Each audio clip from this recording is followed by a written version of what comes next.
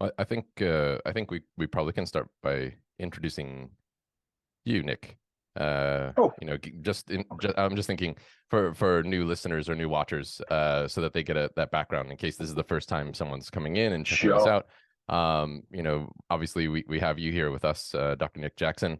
Um, I guess you would say a guru right now. You seem to be, whenever I check my feed, I'm always like, wow, he's pumping out material and just making sure that like people know about AI and what it's doing right now in education. And we're of course always really happy to have you. But if you want, you can give us a little background about you, for anybody that's missed our first episode. Okay, well, yeah, I am Dr. Nick Jackson. I became a doctor only last year after 8 years of a part-time PhD, at the same time as working as a leader in high school education, but I've also worked in universities. I've also done some work in primary schools. I've also worked in different countries. I've worked in America, I've worked in India. I'm now in Australia, and of course, I spent most of my career in the UK. Oh, did I now? I've now been here 10 years, so maybe it's starting to even out with being in Australia. So, some experience, you would say, of different education systems, different levels of education. I've worked in very challenging schools, I've worked in high performance schools, I've worked on global projects, local projects. I have an enormous passion for the empowerment of student and student voice, and of course an enormous passion for the power that technology can give us in education, and how that can make a difference. And I suppose to bring that all together is in the AC era, as I have called it now, the after Chat GPT era, which is a cruel comment, but it really is, isn't it? Yeah. Because as much as people could talk about AI was been around since this and that, but it's all changed, hasn't it? So in the AC era, all these things start to come together to go. The thing that I've been waiting a long time for is being passionate about the idea of changing education, for it to improve, for it to be more relevant, for it to be more engaging, and for it to be more empowering for the young people that are in our care. And I don't think that's just young people in schools. That goes right the way through. Yeah. So now I think we're starting to see the fruits of our labor, as it were, or the potential for the fruits of our labor. And I don't think there's any escape from it, unlike previous times, which we spoke about before. Mm. So that gives you an intro on me. And I continue to work in schools at the moment, but I also dabble in research, and I also, as you've already talked about, get in people's faces. And I'm not gonna shy away from that, because I think we need to constantly remind ourselves what the actual discourse is here, and the discourse is that as educators we need to own this. We do not need to be told by anyone how to shape this technology for the betterment of our systems, and for the betterment of the profession we have, and the significance of being having young people under our care. We can shape this, and we can keep hold of this as it goes forward, or we can try to keep hold of this. And we certainly do not want it dominated, as it has been before in previous iterations of innovation and education technology, to be something that we don't want, and ultimately it makes no difference whatsoever.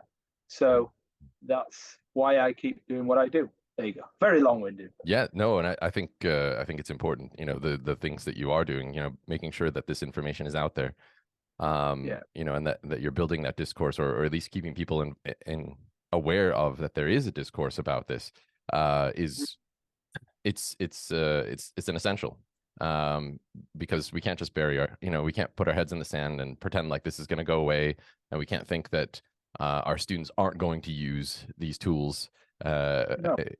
in the future or even now. So it's sort of like, we have to get on board, as an entire human race. we have to we Yeah. have to be we have to be on this together, and particularly education, in that we, like you said, we have this responsibility to train, uh the youth, the people coming up, about what's going on and how to use this without so that they can use it. And I think we'll get into this later, so that they can use it in an ethical way, that they can talk, and understand when to use AI, how to use AI, and of course when not to. So yeah, it's And fantastic. I think as well is that I get kind of a bit embarrassed about the whole guru type thing. And I get embarrassed because I think, no, I get embarrassed, John, because I think that the connotations come with that is that I'm some sort of expert. And I, what does that mean? I mean, an expert means that you, or suggests you've got the answers. I don't really have the answers, and none of us do. And I think this Yeah. is what's beautiful and scary about this space, isn't it? Is that we don't have the answers. But what I do have is I do have the kahunas to put it out there and go Yeah, like yeah. these. Perhaps we need to think about this, and perhaps we need to think about that, and maybe about this, and maybe about that. And I've just had this thought here, and I've just had that. You know? Yeah, but I think that also goes into, yeah, like you said, like being an expert. You don't necessarily have to have all the answers, but you have to at least be able to think about what are the questions I should be asking, or when someone poses a question to me, Mm. can I give them some sort of guidance? So maybe not necessarily provide Yeah, them with a solution. yeah, I think about it as like, maybe this is a stretch, that whole like Dalai Lama thing. If you go and want to ask the Dalai Lama a question, exactly. you're probably going to get a response back like, well, you need to figure it out yourself. Like, I don't have all Yeah, the exactly. answers. And Socratic, isn't it? yeah, yeah, Socratic. yeah, yeah. And that's Mm. exactly what it is. And I think there, we can get into like learning theory, but that's where human beings probably learn the most. That whole But trial and if we error don't and ask, reflective if we process. don't keep asking these questions Oh, around AI, then especially, and that comes from all sides. It comes from you in the job you're doing. It comes from the job I'm doing. And also from the students. It comes from people in leadership. It comes from teachers at this level. It comes from those teachers who are not touching this at all, and they're a significant number. And it comes from all quarters. It comes from the parents as well. It comes from the community. We've got to shape this, and we've got to figure out how we do radically change things, because that's huge, needed but huge. So yeah, yeah. But oh, go ahead, Nicholas. I'm Jump thinking, in. I Yeah. think my role today will be to sort of guide you two into into this conversation.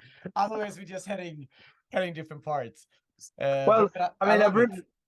I've written two posts recently, and I've actually got one stewing in my head as again today, which I may get to tonight. Is Yeah, very controversial, the first one, where I started to question the idea of knowledge. Is knowledge actually worth anything anymore? Now, let's consider that. That's a huge provocation. Yeah. So, if we're going forward with AI as it currently stands, the idea that we can just somehow prompt something, and that's a text prompt at the moment, text prompt at the moment. It may be some other way in the future. So, we can interface with a piece of technology. It can give us information which we can quickly absorb. Do we have to have the skills of being able to distill that knowledge and understand it? Well, not really, because we can actually, as been shown, you can actually, through impersonation, get ChatGPT, for instance, to very quickly give you that knowledge in a very basic format. So even the idea of being able to understand something gets devalued, doesn't it?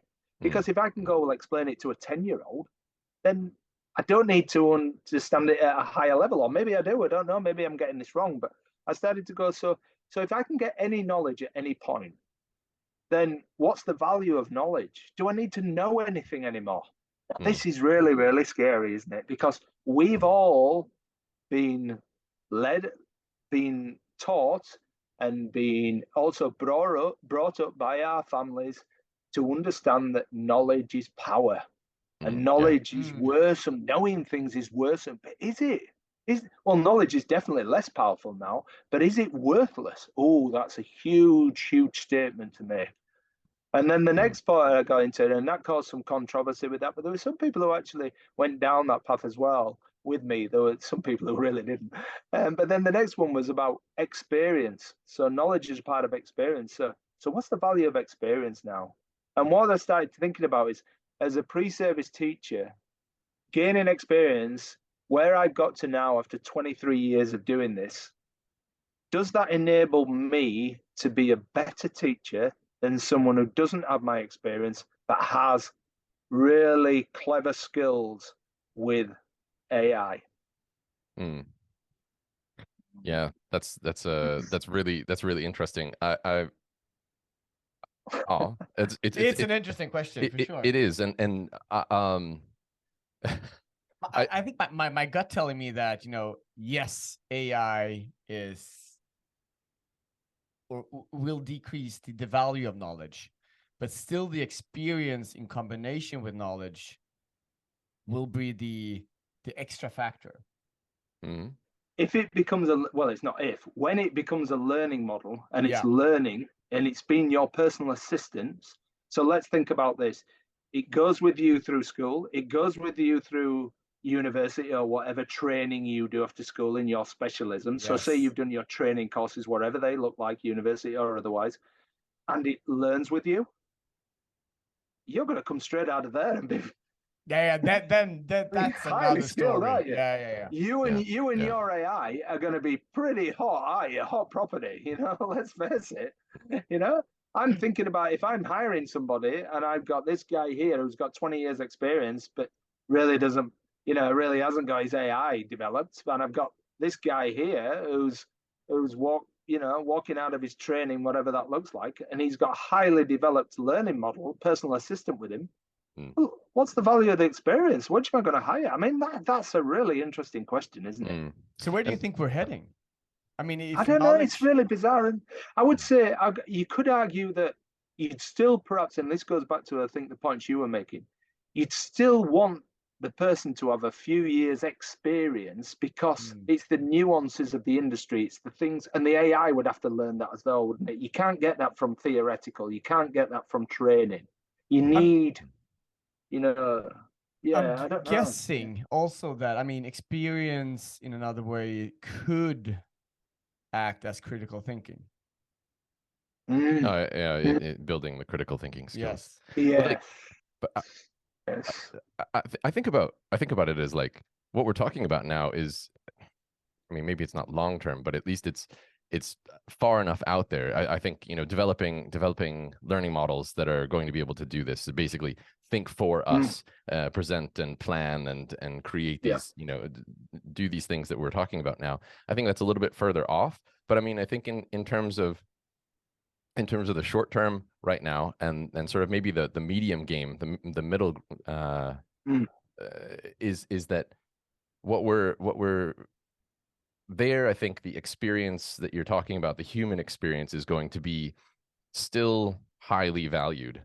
I think you had given an example when we talked at another in another session where you talked about skilled surgeons and airline Mm. pilots, and I think that they're like, maybe that's that.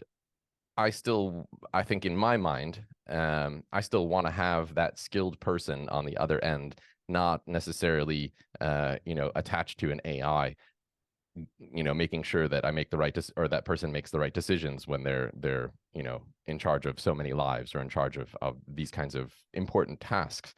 But at the same time, I also think of you're probably familiar with this whole idea of digital natives and digital immigrants. Mm. Yeah.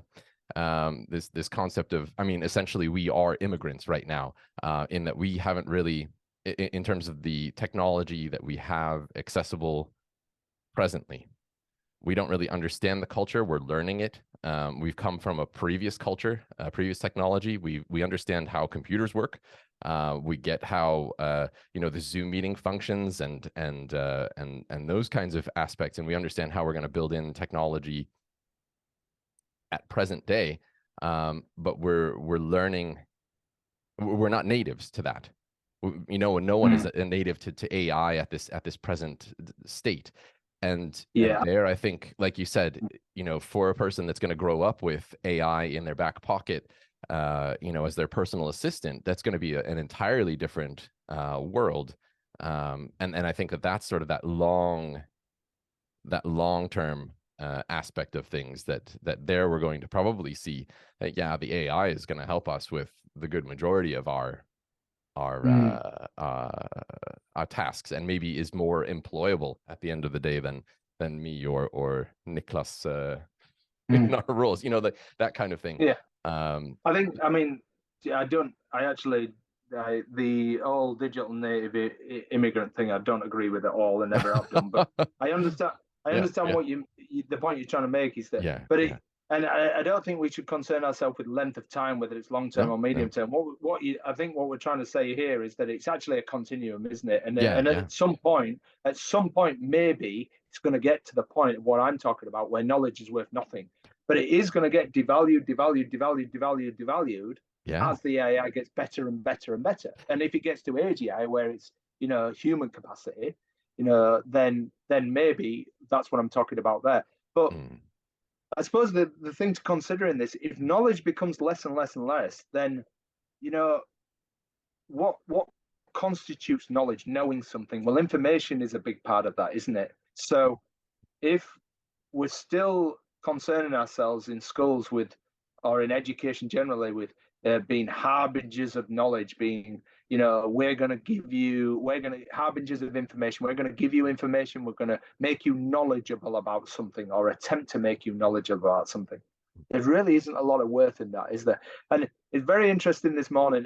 I mean, this is a bit left field probably, but I was listening to a podcast which was nothing to do with AI, which was actually to do with football, which I listen to a lot of football podcasts because I do things apart from AI. And I was listening to that, and there was on there this guy talking about training that he'd just done, and training he had just done regarding the rules of football. Okay. He'd had to sit through an exam. I can't remember the number of pages. I think it was like 500 odd pages of rules, the laws. Okay. And then he'd sat an exam. So if we consider that in different examples, and we talked about surgeons, we can talk about pilots, they will do similar things, I imagine. They'll have some theoretical exam. They'll have this idea. But if AI can give you that information very, very instantly, why do you need to know that still? Or do you need to know basic principles? But you can ask any question, because when you go to the doctor now, I swear half the time he just sticks it in the database and it tells him what medication to come out with. You know, it's you know, but he knows what to put in the database, doesn't he? That's the point, I suppose. He knows what to look for. He knows the questions to ask. And there's those soft skills that you're talking about, Nicholas, that come with knowing what being an experienced marketer compared to not being an experienced marketer. You will know situations to put yourself in, conversations to have, when to push, when to pull. Yeah, they're the things out there. But the information itself, so you've got to have some sort of knowledge, haven't you, in order, unless we get to that point where AI can just step in. At the moment, you have to have a certain amount of knowledge of prompting. You have to have a certain amount. And also, as well, I would say at this point in time, very much so, this is where I was looking at it myself in the things I was writing about, is going, I can put in prompts for AI to create me whatever, and I can quickly look at it and go, no, that's good enough. I'm going to edit this here. Yeah, I'm going to get that bit and put it with that bit. I don't like that one. I like this one. That there is experience kicking in, isn't it? That's me going, I know what works in my classrooms. I know my kids. I know what I don't like doing as well, because that's important. I know that's going to take too long, or that's not going to work for certain kids I'm with, something like that, you know? So there are points as well. So, yeah. This brings me back to the teacher aspect in education. Like what, we're moving so fast now. ChatGPT was launched in end of November, right? Yeah. We're in middle of April now, or end of April. We have a new version of ChatGPT out. We have several or multiple different AI tools out there. Yeah, I would say a flora and a plethora is yes, of varying qualities. Yeah, of varying qualities. Yeah. I mean, my question is like, where do education and teachers start from here? I mean, what are the basic knowledge or tools to have in your toolbox? Well, to me, I think there's two really good pointers that already exist that are out there, and that's the We Forum material that's out there, and that's their Education 4.0 taxonomy, and Yeah. also in an even older one, in a way, is the Microsoft 21st Century Design Oh, Framework as well is yeah. very useful, Yeah. and both of them really point to similar things. The taxonomy goes far more in depth. But I mean, if we start with the taxonomy, if you look at that, you can see it lists, and these are in significance. It lists abilities and skills. It lists attitudes and values. So abilities and skill first, attitudes and values, and then third, it puts knowledge and information. Yeah. Now that's really, really interesting. Yeah. And this Very is a telling. framework that's been put together through their research and developed over time to look at what is needed by employers out there, but what is needed to function going forward, what do young people need, and then it breaks those things down, and it's very, very interesting, but it doesn't break down knowledge and information much. It just goes like, yeah, you still need some disciplinary knowledge, which I'd argue becomes less and less as we go forward, but at the Yeah. moment Yeah. this is what we need. But the price skills, and I think this goes back to the conversations we're having here, is if I come back to the idea of being a marketer, what abilities and skills do you need as a marketer? What's the most important skills? Is it the information, or is it, as it says in the taxonomy, cognitive, social, physical? I'm not sure of the physical, but definitely cognitive and social. Yeah. Social is huge in marketing, isn't it? Yeah. Cognitive, being able to creatively think something through, be able to critically think something through. So if we're putting these at as being at the front, the first things we have to teach kids, the most important things we have to teach kids: critical thinking, creative thinking, communication, Right. interpersonal skills, all those kinds of things. And then we get into those attitudes and values, we get into growth mindset, we get to grit, we get all those kinds of things. Then if these are the most important things, then as educators, that's a challenge for a lot of people. That's the challenge for, as we've classically said, that person who wants to stand in front of a class and go, turn to page 74 and do the questions. Yeah. That's not what your role is anymore. And No. to put another spanner in the works, when you start to look at the learner and what this technology is going to bring to a learner, is they're going to have, and Matt Esselman just posted about this today, they're going to have the ability to be able to go, well, to prompt AI and go, this basically say, can you give me alternatives to what this teacher's teaching? Because I don't want to learn this. I mean, students can learn anything they want, can't they? Even if you get it within a discipline, you go like, right, we're doing history now. These are the history lessons. Well, you might want to learn about the Vikings. You might want to learn about World War II, and I might want to learn about Indigenous Australian history. Yeah. But Yeah. if I can get the information within 3 seconds, then why can't I do that? So what does the job become of the teacher? Again, we're back to that facilitating role out with that idea there.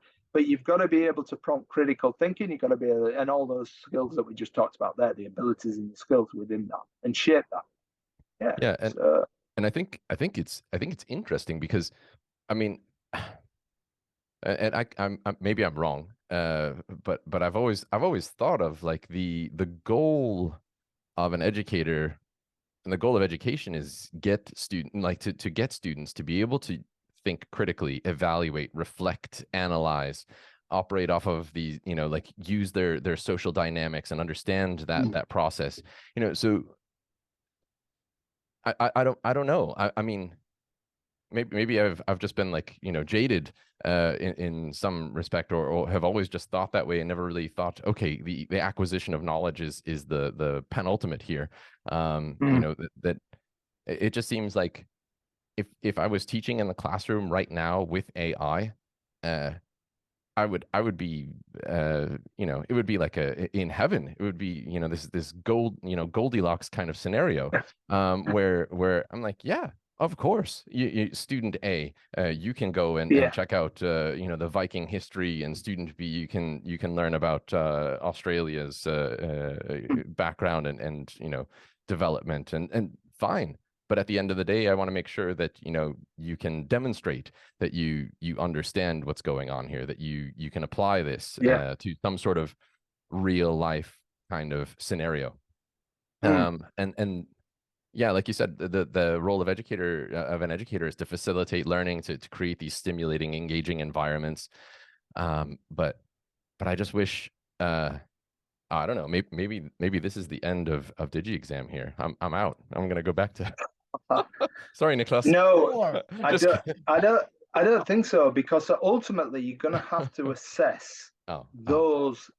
You're going to have some way of going, has that student, has that young person shown that they have learned this thing? Has that young person shown that they have developed their abilities and skills? Have they developed critical thinking?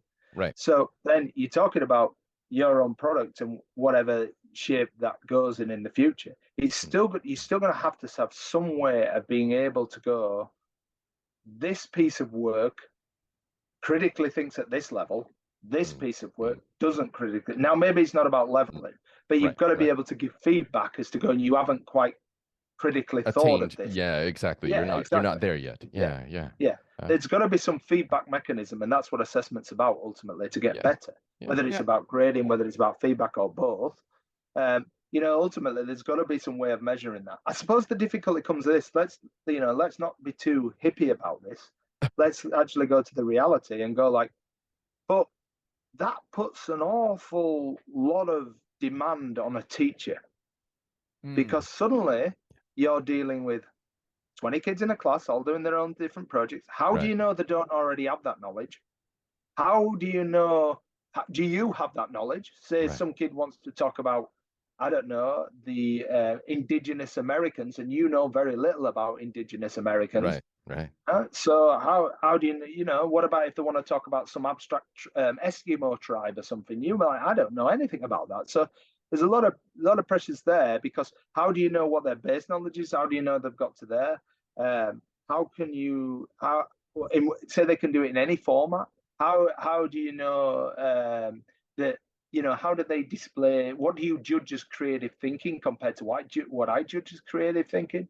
You know, so the disparities, I suppose the number of unknowns in this becomes very, very large. So the job becomes far more complex. So, 2 points on that. The first one is, I think, as you mentioned, I think like exams or assessments is becoming actually more important since the launch of AI to qualify knowledge or attain understanding, understanding and measure. Do you think that's short term though? Do you think that's short term?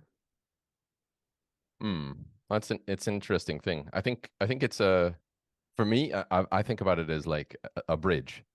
Right now we're basically we have a chasm we need to get across, and I think the exam format or the assessment formats that we have right now are they're going to act as a bridge to get us to where we're going to go.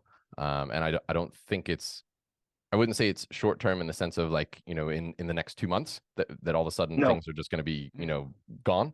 You know, as soon as people, I think it has a lot to do with what we're talking about here. What kind of literacies are we trying to promote for, or like trying to push for our students? What kinds of literacies are we, you know, what do we want to have our teachers understand and know? It's going to push curriculum to change dramatically in a short period of time. And I think that's probably going to see a lot of shift from what we would maybe consider traditional standard assessment. So do we see some version of an AI model that is essentially built for assessment? So in other words, as students produce in whatever format they produce it, don't forget the next version of ChatGPT is supposed to be able to recognize objects in the real world. So if you've decided to build your model in Minecraft, and Nicholas has decided to cook something from the Viking era to you know, to represent this period in history, and then explain it with an audio and some video, and then create an animation on top of it, because he's done far more work than you would do, John, because you just like, you just built in Minecraft and said that's enough. I told the AI in Minecraft to build it for me. Exactly. And he's done all this work and you've done nothing. Well, wait a minute. I'm not sure that the Vikings actually cook their food. I mean, I thought they just ate stuff Oh raw. yeah, Like, yeah, there we go. Well, that might be it. Yeah, so he's just gonna massacre some sheep and a few buffalo, or maybe not buffalo in those days, a few yeah, goats, and he's yeah. gonna hear some intestines and shoot it on a plate. Uh, But yeah, and yeah, you get the idea. So yeah. if it can do, if we've got this idea of it can deal with full on multimodal, Mm, full on yeah. every type of assessment, and it can then go from this and from what I'm seeing here, this young person has exhibited, Mm, this ability, this skill, has yeah. shown critical thinking, has shown creative thinking, but could do better in this respect, could do better in that respect. And at the same time, if that tool links to a portfolio to be able to go, okay, say we've got traffic Mm, lights or we've got whatever levels that go like, oh, you're at this point here, or a spider yeah. graph of some kind, you're at this point here, but but in this bit, quite at that point, you're beginning to see the whole profile develop. And Mm, I think that's where the iteration becomes. So a tool, an assessment tool, is not about sitting exams as such, but there's always going to be that need to assess something, that need to be able to tick something off. Or yeah. maybe if you shift it and turn it on its head, it doesn't become the teacher's responsibility to do that. It becomes the student's responsibility. But they're still going to have to plug into some way of being to engineer that feedback, Mm, yeah. to look at going, what does that feedback mean? This brings me to the second point, Mm. which is, we speak a lot about the students today, but you both have a, degree for teaching, right? Yeah. Mm. So what are we teaching teachers today, Yeah, and what this should is we be huge. teaching them Huge. to Absolutely enormous. Oh, oh, Absolutely enormous. This is that, and that shift tells you. This goes back to what you just said, John. Is that we've got a bridge here, and it'll be around for a year. It'll be around longer than that because there's no way that pre-service teachers are going to be trained to do this in that time, and there's no way that no. schools are going to shift in that time. To that level to go. Okay, let's get rid of this. Yeah. Yeah. So yeah, it'll be longer than a year to shift Yeah. those paradigms, definitely. Yeah. Yeah, and But yeah, now that you say that, I think about how long it takes to actually also design curriculum. I mean, yeah, it's not something you do overnight. no. And then to actually like start to implement. I just think about when I worked as a principal, and you're trying to like get people on board to, okay, here's the new course plans and curriculum that we've just been given by the government. They're thinking, and they're Yeah, going, "What's for yeah, lunch? What's for yeah, lunch?" yeah. Yeah. And I mean, it takes time, it takes resources. So yeah, I mean, I would, yeah, I agree. Yeah. I think I was very Well, very but overly positive there. Like 1 year, but we'll be ready. yeah, but if AI has taught us anything, is No, we no, can't actually say well, how long things take now, can we, or how no. little time they Yeah, take. So yeah, let's just see. Hmm. But I think your point, Nicholas, is that this is huge, and maybe it's start to look at who are we starting to recruit into the teaching profession yeah, now. Are we recruiting deep thinkers? Are we recruiting people who can facilitate projects? I mean, there's got to be some scrum masters out there who would make amazing teachers in what we're talking about there, aren't there? I yeah, mean, isn't that a yeah, great set of skills to have? Isn't that what you're doing? yeah, If yeah, you can come in and go, we're going to sprint and scrum, that's how we're going to do this thing.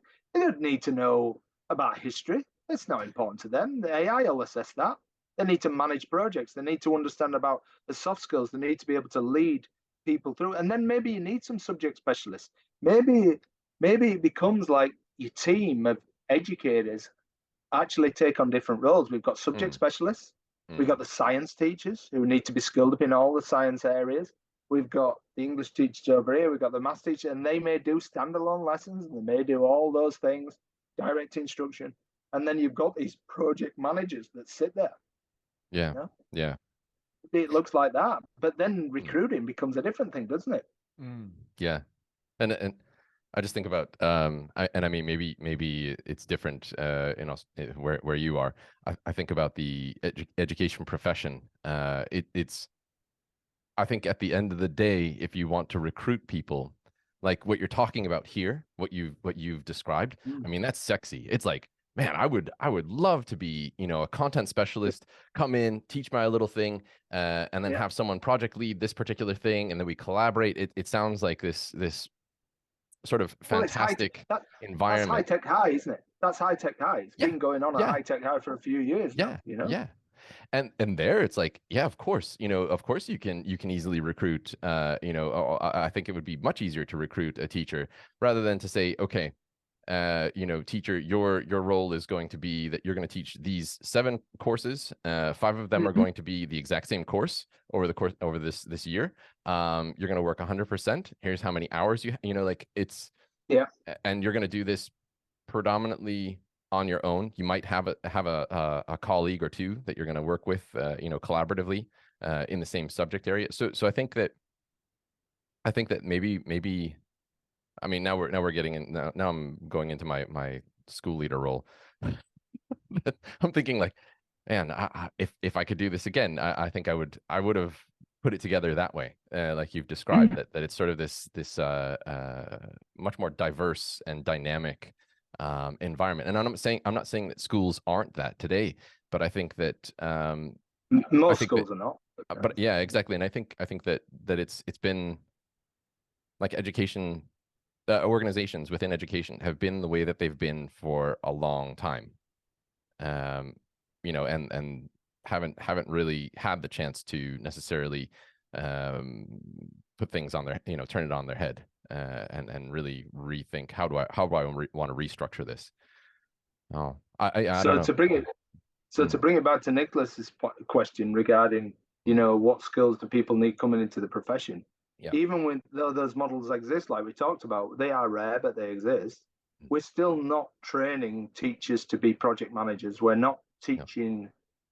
We're not training teachers to be even aware, I would say, for a large part, that those are skills they're going to need to Right. facilitate multifaceted, multidisciplinary projects. I mean, we talk about student agency, Mm, but Mm. really, I mean, making decisions about what paint to put on the walls in the toilet. I mean, come on, this is yeah, what I that's see. not. How many bins are we going to have around? What theme are we going to have for the bins? Oh, we'll have dinosaurs. Oh, that's student agency. That Mm, idea of collaborating truly about what is it that we want to learn here. mm, mm, What skills do we need to develop? Having those open conversations, sharing the idea of being learners together, those kinds of things. Does that get promoted in teacher training? I very doubt it in most courses. So even right down to the fundamentals, forget AI, the fundamentals of what it means to be a contemporary educator. Does that even get yeah. promoted now? And that goes back to that podcast I told you I was listening to, the football one I was listening to this Mm. morning. He also said he said modern day footballers now coming to the profession, they've been brought up negotiating with their parents. They understand that if they do things that they're supposed to do, then they will get reward for this. Mm, And that's what contemporary parenting looks like. And I thought that's actually what contemporary education looks like in a lot of ways. You can't tell young people what to do the majority of the time. It doesn't work. You can't tell your own kids what to do. mm, So mm, if that's not happening in the home, it's not going to mm, happen in schools. So we're mm, telling kids they've got to learn this and they've got to do it that way. It mm. doesn't Yeah. work, does it? It does work for some kids, but they resent it. They don't perform to the best of their abilities. It doesn't ignite their Yeah. passion. Yeah. Yeah. So, if you want a footballer to play at the best of their ability, the majority of contemporary footballers need to know that they can express themselves. They need to know that you value what they do. They need to understand, and he started to talking about in this podcast, they need to understand about their social media profile and how Mm, fame will affect them. And that's a yeah. big part of what you need to do with a contemporary footballer. These guys were getting training on this. I was Yeah. like, Yeah. what? Mm. I mean, an old school footballer was just like turn up and play. Yeah. Yeah. It's like But the Michael Jordans of the world are rare. The majority of basketball players that oh, have played in the NBA can walk down the street, but it's not the case but now it's every single high profile sports right. person. So, when you start to look at that, even if the majority of young people are not going to be famous. They've still got similar pressures in a lot of ways, and they still live Yeah. similar life. Yeah. Yeah. So But it's a very angle. It's you said something there about the state of education, and I'm maybe I misinterpreted, but I mean, would you say that education is a social or a social kind of relationship, or is it a transactional kind of relationship? Because it almost, because sometimes I think about what you said here, and yeah, parenting maybe present day is a little bit about negotiating. Okay, if you do this, you're going to get this. If you don't do this, it's going to this is going to happen, and there Yeah. it becomes this kind of transactional relationship. But I don't know. I've thought about this as well. In terms of in my teacher role, is what I'm doing transactional? Is it that I'm making my students do something, they're going to get a certain result? And I mean, I know that we're not talking about AI right now, but I'm thinking about, like you said, what we're digging at here is kind of at the core of what teacher training is about. It's the core of what the in classroom experience is about, and maybe to a certain extent what education is at I present think day. it's got to be. I think it's got to have all those factors in it, John. To be honest, I'm not completely convinced that one or the other. one is the answer and the other one's not. I mean, if you think of your own job, there's certain things that you need a little bit of extrinsic motivation, but you also need a lot of intrinsic as well. But there's certain times you want reward, and even if that reward comes at not necessarily a pay rise, you want people to say, like, you're doing a good job there. You're actually doing well there. That really works. You need that gratification. I think sometimes gamified really works. And don't forget, a lot of young people are living that life now. They're leveling up all the time. Wow, I'm leveling up on Instagram. I've got this many followers now. I'm this, I'm that. I've got this streak on Snapchat, which is totally alien to me. But there we go. But that's important to some people, isn't it? And then we get the be real. I've got to feature a picture every day. So this idea of if that's the nature of motivation to young people, and that's a nature of the life they're living, then you have to understand that that's going to affect their cognition and their understanding of how the world works and what works for them as well. But that's not to say that sometimes what you're talking about in terms of the opposite of that doesn't work. Sometimes it's not transactional. Sometimes it's for the love of learning, but that's got to come with agency, hasn't it? It's got to come with the choice you have. And then if we throw AI back into the mix, it's also got to come with that understanding that having that assistant, having something that learns with you or that can help you becomes part of that experience, and the experience becomes richer for it. And then the skills come as how do you use those tools. And in its current format, we're getting back to the plagiarism, ethical, responsible use, all those kinds of things. So, I think that although we veered away from AI, we're coming down to those core skills of the disruption it's causing, what is actually fundamental here, and what's that going to look like, and what's the knock-on effect of that. And when you start to look at the knock-on effect of it and peel it back, this is going to be huge upheaval, massive upheaval. And what that's going to look like and how the cards are going to fall is very interesting. And don't forget to throw into the mixes, there's a significant and younger number of young people now who don't want to go to school. Right. They want and can, and given the chance, will learn online. There are some young people who would choose to do that part-time, the same thing. Right. And can and will, and there's some people who do not. So, and that's what's happening in universities. We see that all the time. Yeah. So, there's another set of factors as well. The idea of, is it face-to-face? Is it online? How much needs to be face? When does it need to be face-to-face? And that there is another set of skills for teachers. So there's another thing we've got to think of, Yeah. But I'm thinking, like, coming back to the whole AI thing. I mean, if we think about what do teachers need to know about AI in you know, in their teacher training, or if they're going to upskill right now. Wow, it'd be It interesting seems to like, know what. oh, Yeah, it'd be interesting to know how universities are responding to that right now, wouldn't it? yeah, Wow. I think the good majority of them are, you know, feeling the pressure, a little hot under the collar, and that's fine. I mean, that's what it's supposed to be. But at the same time, I hope that it's not just, okay, professors, you know, lecturers, figure it out Mhm. yourselves, because that's a Mm. it might be an Wow. organic approach to things, but I don't think an organic approach necessarily means a uniform growth.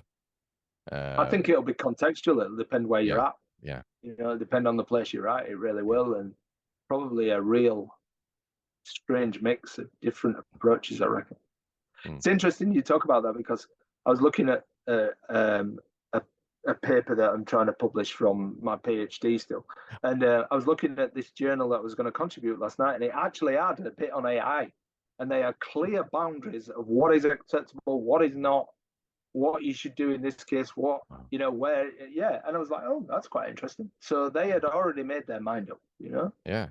within Hmm. that context. Yeah. But I mean, where does, because we're speaking a lot about Oh, change, right? yeah. Mm. And we said that it's contextual, but how do we encourage change, and where does change start? Mm, Mm. And I who? think the difficulty in this, Nicholas, is, and I've actually written quite a lot about this, is that the huge pressures that the AI's speed of development and the way it's suddenly become part of our consciousness in a way, and part of our way of working for some people, is, and suddenly thrust pressures on us from, and I say us, all of education, the whole system, from a variety of angles, is that um, yeah, that's a really difficult one to handle, is the change, because there's no time to breathe in this, that's why I can understand in a certain way, although I don't in any way support it, those leaders in schools or in systems who are going, no, I am keeping that away from me, mm, because dealing with it is tough, because ultimately, when how do you buy that time? You can't buy time, Mm. you know, and it takes over everything. So unless you're willing to run with it in certain ways, unless you're willing to make mistakes, that's the difficulty in this, because it's still the Wild West. It's still a yeah. lot of mess involved in this. Um, then you know you're ultimately you're either going to deny it exists, which is happening in a lot of cases. You're either going to go, it's not existing at our place, by banning it, Mm, or you're going to go, okay, well, we'll play in this field. And but then you've got to have people to do that. I mean, that's what position I sort of take at my school. Yeah, I guess it's easy. I mean, at least I do get overwhelmed looking at, Mm. as we mentioned in the beginning, like how many AI tools or software it's out there right now. mm, But I Yes. mean, what's the, and I think we mentioned this in the beginning, but like, what's the foundation for a teacher if you don't want to look at all the changes happening? What you need to yeah. learn or bring Yeah. into your classroom or school or education right now, Yeah, just to that's follow it. along. And I think that's important. I think any school out there, so long as, even if it's banned, I think it's important discussion anyway, regardless of Mm, whether it's banned or not. I've got mm, to I've got to be able to sit down and go, what is core fundamental right now for yes. us? Yeah. And that's the question I've got to ask. Is it okay? Let's throw, and this is back to that post we talked about before we started recording this. Yeah. Leon first talked about this today. You can have all the tools you want, but it comes back to ChatGPT for most things. And he's Mm, right. There are some specialist areas, you know, image generators for certain teachers. So, Yeah. but the majority of teachers can not bother with image generators altogether. It's not going to affect what they do in the majority of cases, rightly or wrongly. You know, you may have a design and tech teacher who concerns themselves with a 3D modeling tool. You may have a media teacher who's looking at text to video, whatever. But the core fundamentals for all teachers, I would say, is we've got to understand LLMs, that could be Bing Chat, that could be Perplexity, that could be ChatGPT, whatever. Right. Let's say it's ChatGPT for the most of them. And if we decide that this is what we're looking at, forget, you can go away and play with other things, but the fundamental concern for us is this. So if it's this, it's about what can this bring to teachers? What can this bring to students? All right. Right. Plus, minus, positive, negative. How does this change the way we work? How does it improve the way we work? What does it do that's a threat to the way we work? How does it change the way we work? They're the fundamental questions, I think. And then you go, okay, then, based on those things there, what do we have to do in the short term in order to negate or reduce some of the implications of the negative side of this? For instance, the cheating, plagiarism, all those kinds of things. What do we do to actually bring in some of the positives of this? And then what do we do as regards change, as regards those things? And they're the structures that are put in place. And this is for students and for teachers, but it's also for support staff as well, okay, in a school. So if you've got those three angles and you just break it down like that, that's still a lot of work. But that shouldn't be just teacher work. It shouldn't be leader work. It should be everybody. And if you throw the students in the mix with that, it becomes a far richer exercise. And I'm doing that right now. And their perspective is just gold. It really is gold. They see it. I mean, this is probably builds into that digital native argument, but they see it differently. You know, they see it with different eyes. They see the different aspects of this. They don't come with the same coloured spectacles that we have on, having, being specialised or non-specialised. They're also not using the tools in the same way I am. So and they're not thinking the same way I am. It's really interesting that you take that up because it's exactly, I think about it, it's exactly that. I have my kids at home, and I had one of my daughters sit down with ChatGPT like literally last night. I'm like, hey, have you tried this? She's like, no, I've never tried it, because her teachers were like, no, don't mention, don't mention the war, kind of thing. So we sat down, and I mean, she sat for, exactly. She sat for an hour, just like trying to troll. What was she putting in? She was trying to troll the system by putting in math equations and asking it to evaluate out, and telling it was wrong, and telling it that her mom is always right, and that her mom says this, that kind of stuff. And I'm like, yeah, that's great, fantastic, and then she started to develop her. She's 11. Okay. So I mean, but she was using it in a way that, of course, maybe I'm always told I'm a little kid when I'm at home making, the silly jokes and whatnot. So maybe it's weird, but she was using it in a way that I don't think maybe most adults, and particularly adults who are, who have gone through, like you said, who are specialized, who are trained, that they haven't really thought about these things, and it's exactly that you're talking about here, that students have this, their eyes are still open, that they don't have the blinders on just yet, because we haven't told them this is where you're supposed to go, like you said, I think that this kind of change work that needs to happen has to include everybody. It has to, it does. because and otherwise, think of it. We're doing it with our primary school kids. We're doing it with our junior school kids, and we're getting them to discuss real hard ethical questions, like the idea that, have you noticed how women are portrayed in most of these images that are being created there? And they're starting to go, so you're starting to look at those things in junior school. They're looking at like, well, how was this model trained? Where's the data come from? We've got to think about bias in this. And they're starting to talk about that in our junior school, and all of those things, as much as we want our kids to have an open mind, we've also got a responsibility to make them aware that these systems are inherently corrupt in certain ways because of the human bias that goes into them, and the way that this thing has evolved. I was in an online discussion yesterday with a lady is an academic in the Middle East, a Muslim woman, and she was talking about have you seen how Muslim women are portrayed in image generators? And I said, no. She said, oh, yeah, it's a certain type of hijab. It's a certain type of representation of a Muslim. And Yeah. it's largely based on Malaysian or Indonesian, I think she said it was, as a particular area or race or particular faction of the religion. I thought that's really, really interesting. And it must say something about the data sets or the algorithms or Yeah. something like that. But these are important factors going forward, aren't they? And that's not going to change. They're going to get better, you'd hope, and fairer. But there's still things we have to think about. We have to think seriously about. We have to have those discussions with students along the way.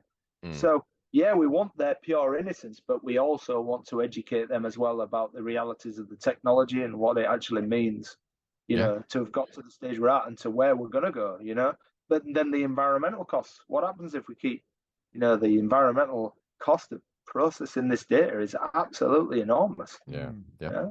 What does that mean? Mind you, if Elon Musk can blow up rockets every 5 minutes, then how does that, where does that figure relatively compared with millions of chips on the go? I don't know. But Nick, this also brings me to your latest project. Yeah. The Big Student Voice.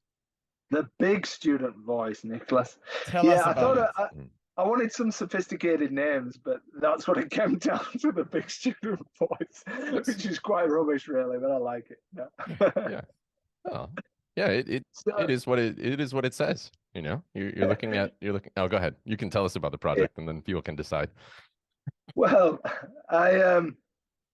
because I've been doing student voice work. I mean, my PhD is based on empowering students. That was the whole thing I've come back to all the time. I always bring myself back to it. This is what I'm about. This is what excites me when I see these things happening. So then when AI came along, the whole thing happens there. And then I come back to it and go, oh, but what do the students think? Oh, right, let's get that. So I started doing that work within schools. We're doing the work in the junior school at our school with this. And you start to hear these rich conversations, also talking to my own kids and getting their perspectives, seeing what they do. And then I'm starting to talk to educators around the world about what they're doing and linking up with them. And then I suddenly started mooting this idea. Wouldn't it be great? And first of all, I had a number of ideas. It wasn't about getting the voice about AI. It was, can't we do some collaborative project involving AI, which gives exposure to students all around the world to AI technologies and tools. That was the original idea. So the original idea, I was talking to a school in Hawaii, another one in Tunisia, which has also got partnership schools in the Middle East, and then a few other schools in Australia, and a school in the UK as well. And I was going, okay, then let's. And so I put it into ChatGPT because I'm unashamed now. I'm sick of this idea that we should somehow go, oh, we don't work with AI. We're all working with AI. And I went, why should I come up with project ideas? So I went, come up with all these project ideas. It came up with all these ideas, and you can see them all linked there. And they openly declared to be ChatGPT's work, not mine. So I ideated with it, went, come up with ideas for projects to immerse young people using AI tools and technologies. And he came up with all these ideas, but then the conversation went round and round. And I suddenly went, one day I just turned around and went, how about we don't do that and we just do it about getting their voice in AI? So then I put the whole thing together. So now, to cut a long story short, it's become about, you can do the first bit, and here's some project ideas where the idea is to immerse young people in AI, give them exposure to AI. If you've already done that, that's great. Don't bother doing that first thing. If you haven't, do that first. And then the most important thing is, let's get their voice as to what they think about AI. What are their fears? What are they excited about? How do they think it's going to change their life? Do they think their school and education is ready for it? What exposure? Do they understand about ethics and bias, those kinds of things? Yeah. So then that's morphed into 2 questionnaires, one at junior level, one at senior level. They are different iterations. They were far more complex than that. I've tried to drill them down. But I've also invited people to do video and audio work as well. Whether people do or not, we'll see going forward. But I think that gets those by the way comments and those lovely little snippets of conversation like you just described with your daughter. And the idea is to collect this globally and then just put it out there for everyone to see what they see. This is not not research. I'm not formally doing any research on this. It's just let's put it out there and Yeah. let's see what we see. I think it will tell us an awful lot. It will. I think it's got the potential to be beautiful. Yeah, and when I was reading through, I thought about it as like, yeah, this is gonna.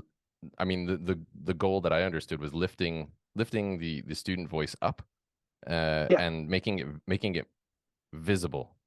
Because Yes, I've exactly. always thought about it as this whole like, okay, we've got this new kind of technology that's disrupting and making us rethink, but where are the end users in all of these discussions? Where are students? Yeah. Where are they? They're oftentimes not even in the posts or the discussions or the papers.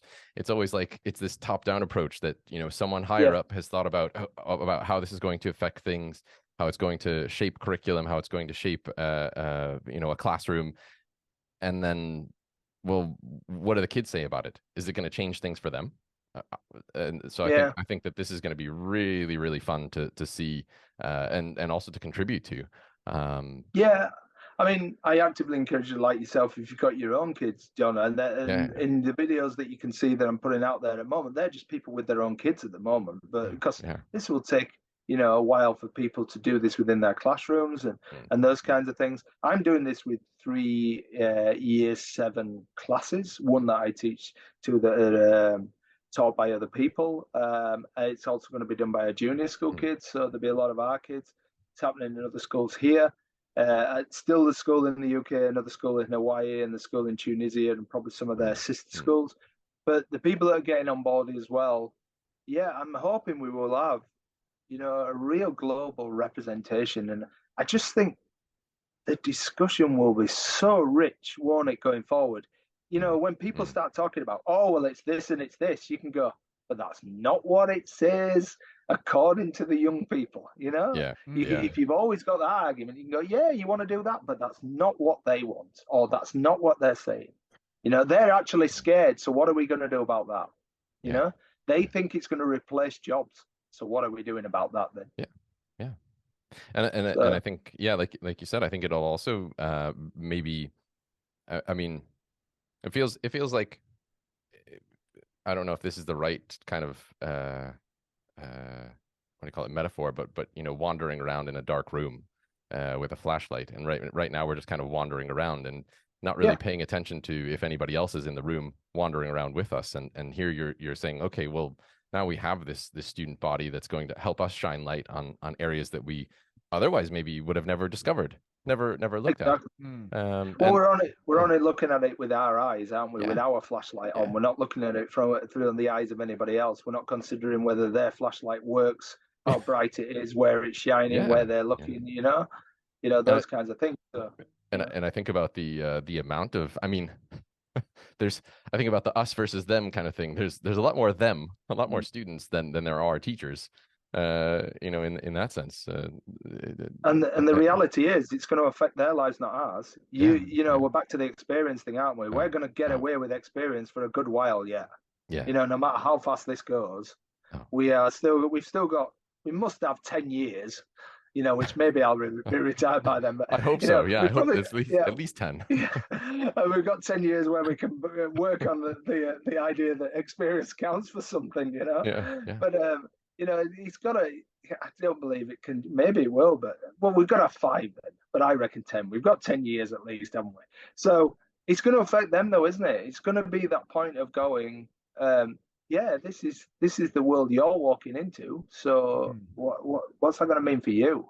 yeah, For And Nick, that's tough. this is the opposite of banning it. yeah. What is your experience, when speaking to school and educational leaders around the world? I mean, how many are actually addressing this as you are? Speaking about Oh, AI, what it means for students, what it means for teachers or yeah. principals or, the educational system. That's an interesting question. To quantify that, Nicholas, that'd be very difficult. I think that the majority, as much as I work in an echo chamber and I would love to have rose tinted spectacles on this, the majority, 75% plus, are not going anywhere near this at all. And if they are, they're doing it as their dirty little secret. Oh, yes, I'm marking this work with AI. Oh, or I came up with a basic structure for my lesson plan with AI and not telling, let's not not telling tell my anybody. colleagues. Yeah, exactly. Oh. Yeah, so let's ignore the dirty little secrets. The reality is it affecting education within their schools in terms of learning, in terms of what we've talked about today? Yeah, I would. Even if it's 25%, that's optimistic. I would say it's even less than that. There's a significant number of teachers who still not have logged on to ChatGPT. And that's like, what? Sorry, what do you mean? Yeah. And I wonder why that is. I mean, is it that people are waiting for like the dust to settle here, and they're like, oh, I'll get on it when everything when I see the answer ahead of me. I think it's a mix of things. It goes back to historically, as you know, John, is like EdTech has come along, it's going, we're going to change everything. Yeah. Oh, because it doesn't happen. Wait a minute. Yeah, we've all got iPads and we've all got laptops, but it's still the same thing. Okay. It's that. It's also the competing demands. You've got the ever rise of well-being issues. You've got this pedagogy, that demand on assessment, this demand on time. So it becomes another thing. I think because if you're banning it, you're pushing it away. So therefore you can get away with not doing it at the moment.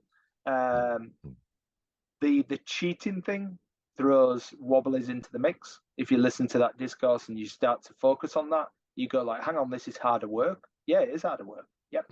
It is. It also comes down to, it puts pressure on you as a teacher. Do you want to change? The things we've talked about change, and schools and leaders. And then it also puts pressure on confidence as well, and that's confidence with technology, confidence in being able to change, confidence in understanding assessment design, curriculum design, confidence in being able to be guide on the side, facilitator, that kind of thing. That doesn't suit a lot of teachers. It really doesn't. That's not. It's a lot of pressures there, isn't it? A lot of things to think of. So I think, quantifiable, 10%. That's what I'd say. 10% are doing any of this work on some level. In Adelaide, where I live, no, it's less than 10%. It's less than 10%. Seriously. It's even less than that. Probably about 2%. Interesting. Did you share in the keynote last week how many? Was it 1.1 billion people, and 30% of those 30% are under 25 years of age that are using ChatGPT right now. Well, say that again. Give me those stats again. 1.1 billion users for ChatGPT, whereof 30% of those are 25 years of age or younger. And I mean, I think we got these statistics. We got these statistics in, I don't know, sometime in March, I think, is when we pulled that. So it's the Facebook. It's a Facebook parody, isn't it? Yes. It's just old fart technology. Wow. Which means, apparently, which means that even though you're not addressing it at school. Sorry, Nicholas. It's over. I'm finished. It's over. Kids are just like, we don't want anything to do with this.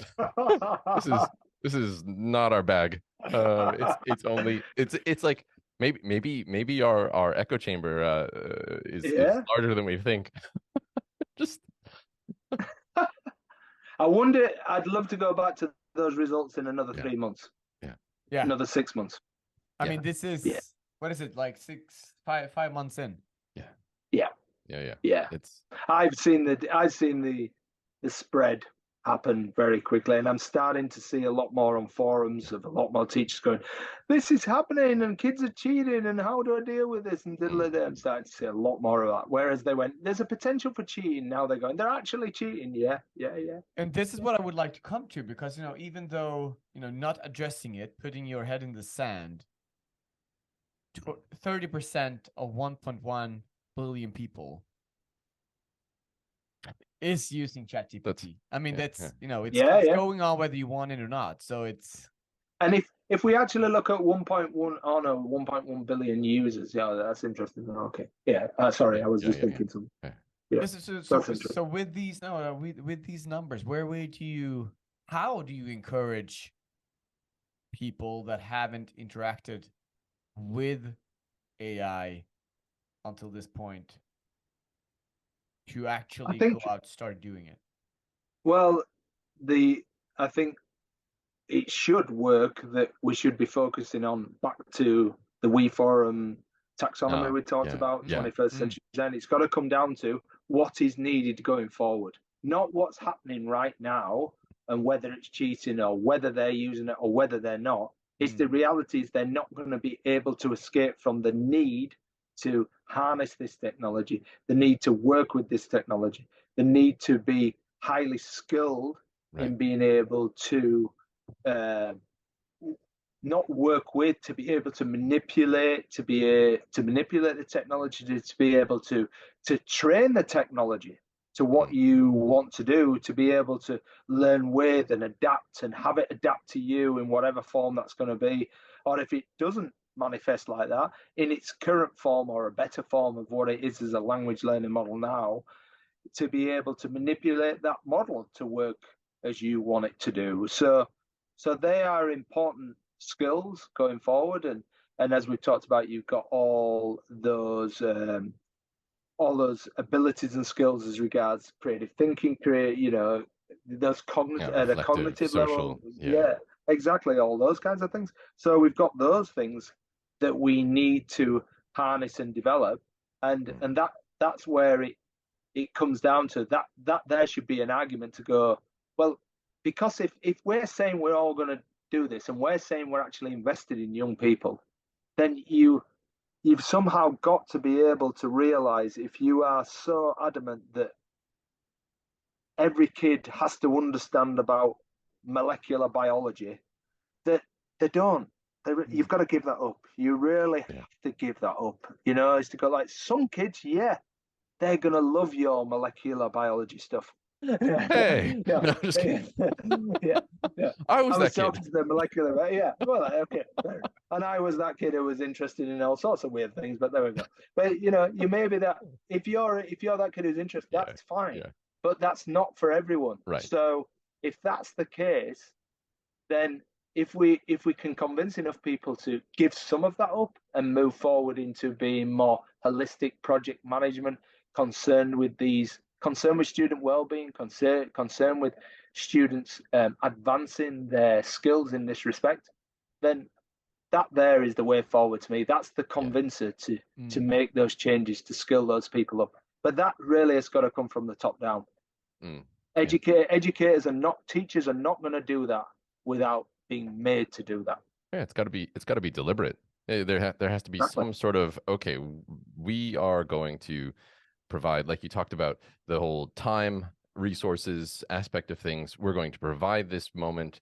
We're going to make sure it happens, so that no one can kind of go under the radar and just put their heads in the sand. Nick, I mean, you are already doing this at your school.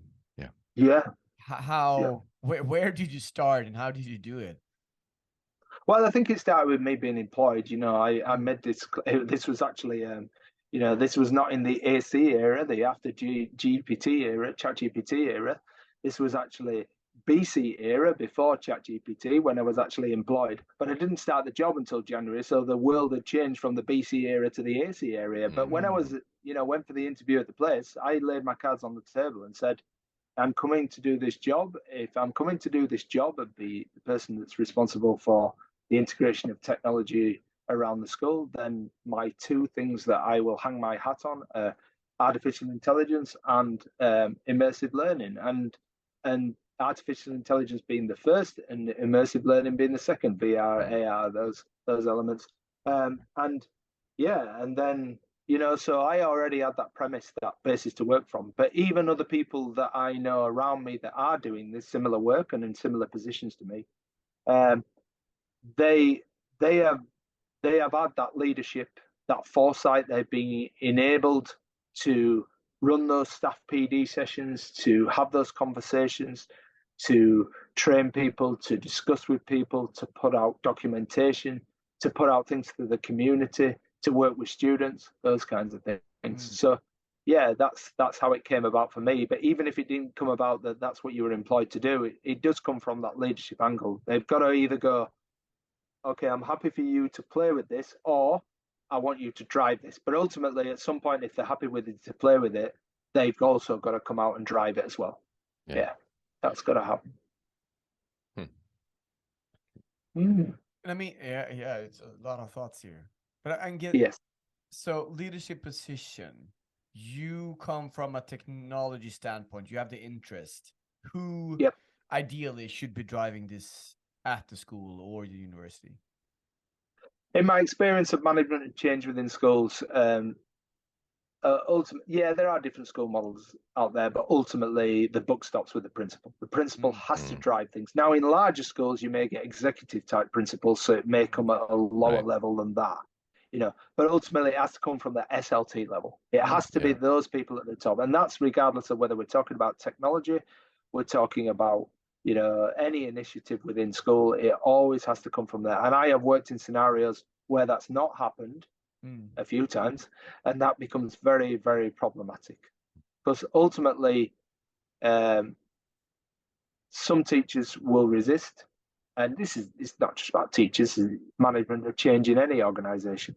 The resistance will come, and if the resistance comes, it's got to be guided from the top to make it clear, well, this is the environment we're going forward. You're either with us or you're not. That's up to you, but this is the way it's going to work going forward. So it has to come from senior leadership team, and it has to be to make it known that this is the way forward, whatever this is, or this is the way we are going and the way we are shaping things. I think I'll give you a little story about what was relayed to me about recent discussions in a school that I won't name, but about going forward from here into developing a new strategic plan. And in the discussions that happened in this particular school, and this was recently, there was no talk of AI. There was no talk of AI whatsoever, but AI was brought up by somebody in that meeting. And the moment that AI was brought up, it just threw spanners in the works completely. Because whatever planning you're doing strategically going forward, soon as you start talking about AI, you start to question everything going forward. Because if you're starting to plan for 3 years, 5 years, whatever plan you're going forward with, you've got to start considering, well, how does AI change that? And if you keep having the AI element in everything you do, it starts to change the discourse completely. Yeah, it's interesting. Yeah, it is. It is. And like you said, I think about the those who are not as receptive to sort of the change, getting them on in any organization, getting them on board is a task. But there, I think you hit the nail on the head in that the organization as a whole has to decide that this is with the full weight of the organization behind it, that this is the direction we're going, because otherwise it is going to be this like flip flop, just we'll just kind of let people glide, here and there, and all of a sudden you have some people not doing or not, at least learning about it or engaging in it, and just continuing sort of the same old. And if you go with that idea, John, is that Darren Coxon talks about all the time that he sees what's going to happen there is we're going to see enormous behavior problems within schools. We're going to see a disengagement on a whole nother level. We're going to see, we still haven't recovered post-COVID, and I don't think we ever will in regards to kids attending.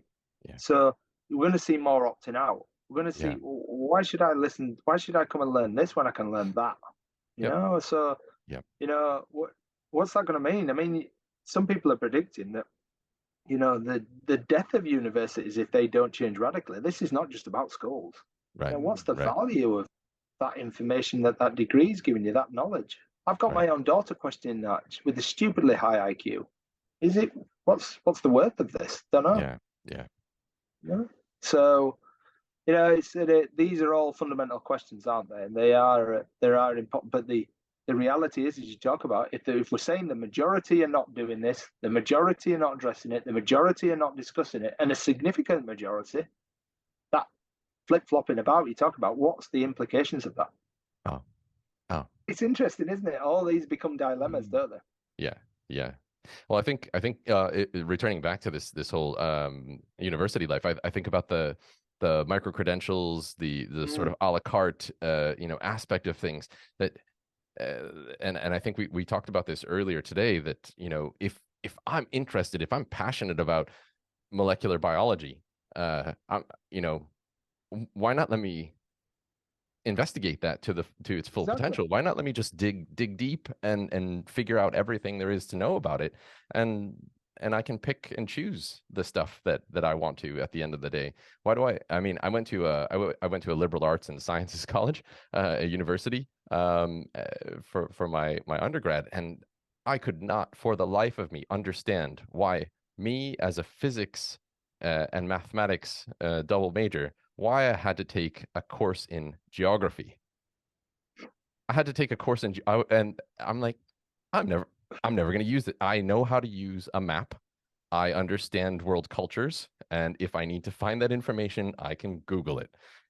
And I think it gets into this whole, like, I was so and I mean there I was in this like academic ferment period of I want to learn everything about everything, but it just hit me one day. I'm like, man, I'm being forced to sit through this class that probably my disinterest here is going to ruin my GPA because I'm not going to put the energy in.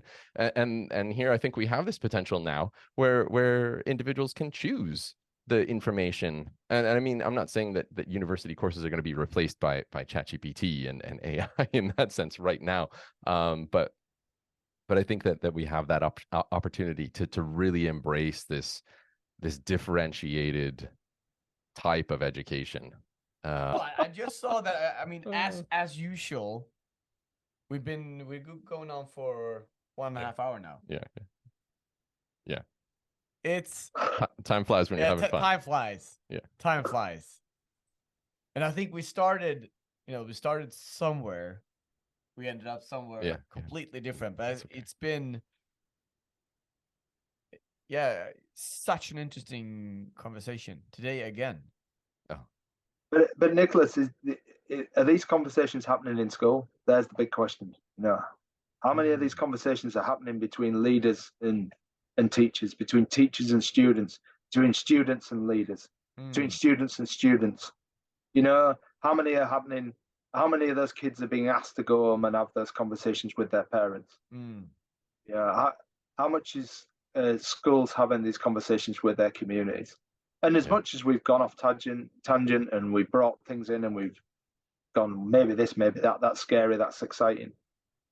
This is the whole richness of this debate. And it goes back to that point I said about, right at the beginning, I'm not an expert in terms of I know the answers, but I've certainly got some level of expertise in being able to bring up the points and keep exploring the threads and keep questioning the questions and keep probing it. What is this going to mean? What's it going to look like? And bringing in the new developments as they come and dismissing others perhaps and looking at what's relevant out there and what can shape this. And there's probably things that can shape this that we don't know. And that's where I hope that the students are going to bring those to us as well. Yeah, I mean, that's the objective with this conversation as well, just to lift up the discussion and share that we need to talk about this. Yeah. It's not definitely about putting our heads in the sand and wait till it's, the dust settles. No. And it's certainly not simple like this is about cheating or this is about banning or this is about letting kids loose on it. It's not all as simple as that. None of it is as simple as that. It's about how's this going to look like? What's going to happen? What should happen now? Mm. Yeah. Amazing. Cool. Dr. Nick Jackson, thank you so much. Yeah. Thank you so much. And it's been a pleasure. And I think we should mention if people want to get some insight from Nick here, check him out. LinkedIn is a great way to find him. You are, like I said, I think at the beginning, you post almost constantly. It's great. I love it because I'm like, oh, there's a great article. Ooh, there's a great article. Ooh, there's It's good almost like you information. have an Yeah, AI assistant yeah, already. yeah. The secret's You out. know the first person who said that. I've got a number of people who said, I don't need to actually do any work to look up anything about AI. I just wait for you to do it. And I'm like, that is a complete cop out, that is. Oh, but yeah, it's always a pleasure. Thanks so much for hanging out with us and talking. Cheers, guys. Yeah. See you later. Cheers. Yeah. Take it easy. Bye bye.